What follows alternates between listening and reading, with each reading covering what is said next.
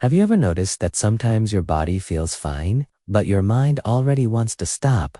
You sit down to work.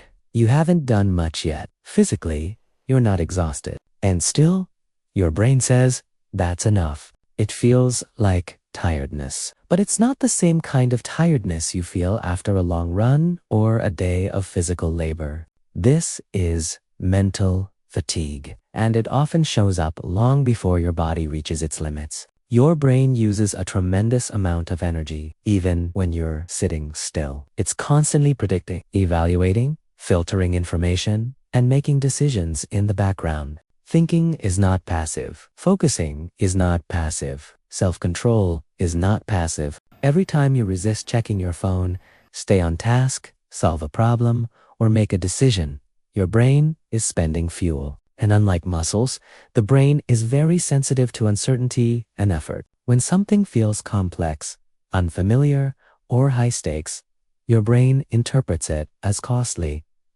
not dangerous necessarily, just expensive. So it looks for a way to conserve energy. That's why scrolling feels easier than studying. Why rewatching something feels easier than learning something new. Why simple distractions feel so appealing right when you're about to do something meaningful. It's not because your body can't continue. It's because your brain prefers efficiency. From an evolutionary perspective, conserving mental energy made sense. Our ancestors didn't need to analyze spreadsheets or plan 5-year careers. They needed to survive immediate threats. The brain learned to save effort unless it was absolutely necessary. Today, however, most of our challenges are cognitive. We're asked to focus for hours, to plan long-term, to delay gratification repeatedly. That kind of sustained mental effort is relatively new. So when your brain starts to feel tired, it may not be true exhaustion. It may be resistance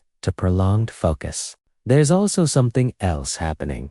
Mental fatigue often comes from decision overload. Every small choice, what to prioritize, how to respond, whether it's good enough, drains a bit of cognitive energy. By the end of the day, it's not that your muscles are worn out, it's that your mind has been making thousands of micro decisions, and it wants relief. Relief usually looks like avoidance, distraction, or postponing something important until later. But here's something important to understand.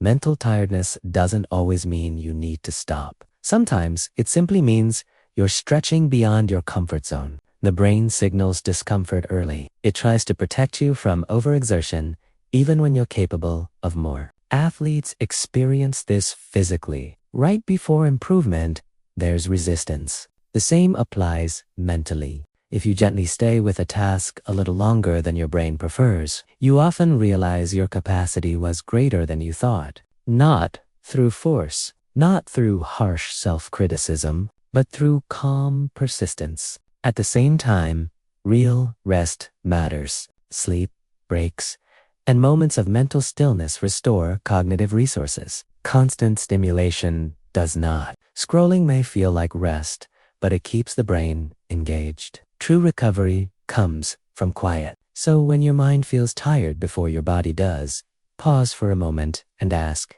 is this true exhaustion or is this resistance to effort? That small question changes everything, because if it's exhaustion, you need rest. But if it's resistance, you might just need one more steady step forward. Your brain isn't weak. It's protective. And once you understand that, you stop fighting it and start working with it instead.